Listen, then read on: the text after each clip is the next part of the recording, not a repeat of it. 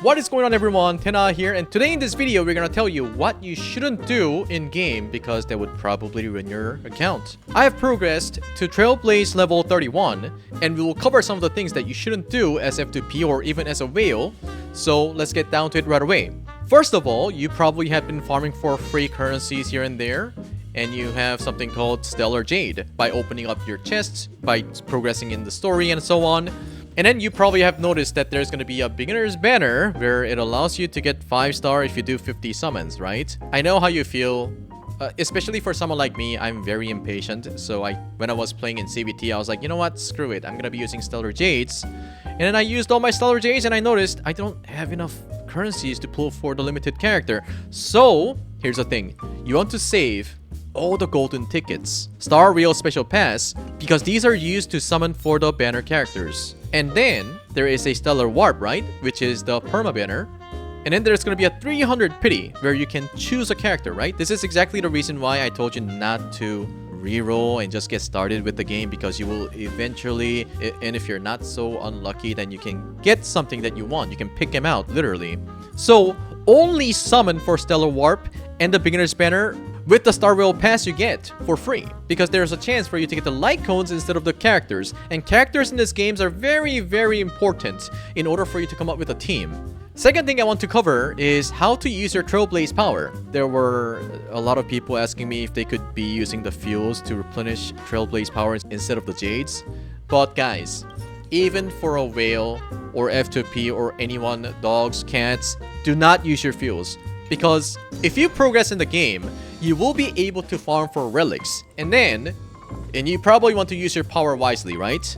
And in order for you to do that, you need to go for the domain where it guarantees you a 5-star artifact. For a content creator like me who wants to showcase things fast, I would probably have to start farming this one. I would probably have to farm for the third one, which probably would be very hard for me to get the 5-star relics.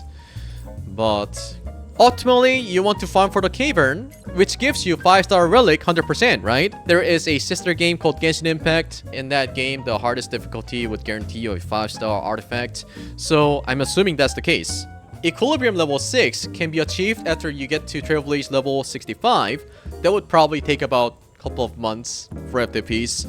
So when that is the case, you want to save up all your fuels, just tank all those time, and do the dailies and progress game day by day. Don't get anxious, because that would only make you ruin your account.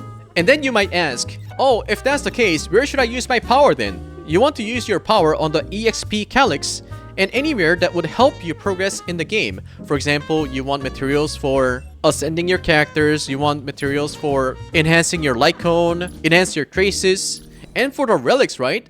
+0 is okay, but we're right now suffering. I know how it feels to not have the right relics. Yes, it would bother you, but if you choose the characters and focus on them, you should be fine. For the DPS character, you want to enhance your gloves first, because that guarantees you the amount of attack you get. And then for the body part, you want to go for something that has crit rate, critical damage, or attack even. And then for the feet, it usually depends, but for DPS, you want attack percentage. If your character by any chance scales off of speed, then you want to go for speed. Speed is always good for support characters, but for now, we don't need to know everything. Because what you need to do right now is to be able to clear through stages for the story, for the quest, and then for the contents that gives you extra rewards, such as Simulated Universe, Forgotten Hall, which is like Spirit Abyss and Genshin Impact, or even the hard monsters that you find on the field that stops you from getting the treasure chest behind them. And lastly, I would like to tell you that all the 5-star characters are relevant in this game. I know that a lot of the people are worried about getting your main character getting power crept in the future, but this is coming from the turn-based game expert, and I've read all the characters' details here and there, but I don't think there's any character that falls off in late game. It can be very situational, and I know that some people don't believe in certain characters because of their situations, but it is too early in the game for any content creators to give out like constructive guide video or like a showcase video. But one thing I'm pretty sure of is that all the characters are going to be relevant and can be used. There are some characters that seems to be very, very good and looks very promising even for the future, like for example Bronya. So if you're kind of a person who wants to get the best character all the time, if that is the case, if I could choose one character for the starter, I would say Bronya. Bronya's skill dispels a debuff from a single ally and allows them to take the action right away, increasing their damage, so she has a very good synergy with any DPS. And her ultimate increases the attack of all allies, increases their crit damage equal to a portion of Bronya's crit damage plus 12% plus whatever for 2 turns. That is actually pretty huge. Bronya has a really good synergy with Seele because she gets extra turn after she gets a kill. You can also use your ultimate, cut in between turns, kill something, get another turn, and then we can use Bronya to grant another turn for Seele. Seele can kill another one and get the last turn. You know, that would be like 6 turns in a row, kind of. So I really like it. She gets a lot of energies by attacking so many times, so that's really good. But even if it wasn't Bronya to start with, there's Bailu. There's only 2 healers in the game, and they are very important. Bailu can revive a dead character. She does a lot of healing, but Bailu's light cone makes her a buffer. When she heals, the amount of healing gets recorded, and when an ally launches an attack, the random attacked enemy takes additional damage equal to 36% recorded healed value. And this additional damage is of the same type of the wearers, is not affected by other buffs, and can only occur 1 time per turn. I also tried out Welt because he also helps you do more damage and he controls. He slows down the enemy, so Welt cannot be bad. So that was for example, but I can guarantee you that all the other characters are relevant. It's just a matter of whether if your team is going to be a little bit more tanky or a little bit more controlling, like for example Welt, or like have more AoE DPS like Himeko, and so on. There are a lot of 4-star characters that are really promising as well. Natasha, which you can get for free, is a healer, right? You're all set even without Bailu. And then there is Herta, which you can get for free from the simulated universe. You will eventually able to max her Eidolons. That is also going to be a good addition, especially for farming. But Pela is a defense breaker, and like I said in the first guide video, it's extremely good. She can also remove the enemy's buff. Now I just gotta build her really tanky. Like she's too squishy at the moment because I don't have good relics. Tingyun gives you attack buff and also regenerates energy for a character that doesn't get a lot of turns. For example, I'm also working on Clara because I've seen a tier list saying that Clara is bad, and I also saw something that said Clara is really good. So Tingyun and Clara has a great synergy. So remember guys, in a turn-based game, controls, defense break, attack buff, granting another turn, holy shit, they're top tier stuff.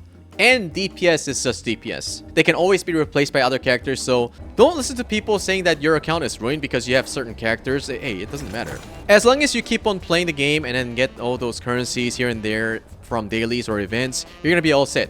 Next thing I want to mention is that there is a login event. I kinda didn't do it for Genshin Impact because I was too lazy, but in order for you to progress a little bit faster in the game is by doing the login event. Do not miss a day, okay?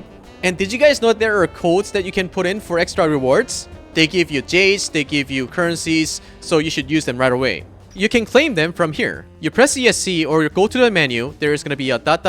click on that, redeem code, and then you put them in. Okay, let's wrap up this video by me repeating this. Do not trust the tier list video at the moment. It is too early in the game for you to figure out which character is the best, which character is worse. And the reason why I'm kind of like rushing through the game right now without enjoying the story so much is because I want to verify those tier lists by working on every character in the game so that I can tell you which one you should be going for. So here you can tell that all my characters are like level 50, 40. You don't want to do this in the beginning if you have limited resources. The reason why I'm doing this is because I'm a content creator and I want to validate some of the tier lists that I see here and there. So I might be missing out on artifact farming, and I would probably use all my power into leveling up my characters, the light cones, and so on to tell you which character is good. I want you to take a look at the support characters that you have and then see if you want to work on them or not. If you have no healer, Natasha is the best one to go for. She also cleanses, so that's always good. If you don't have a tanker, you're going to be getting a tank ability with your main character, so that's also covered.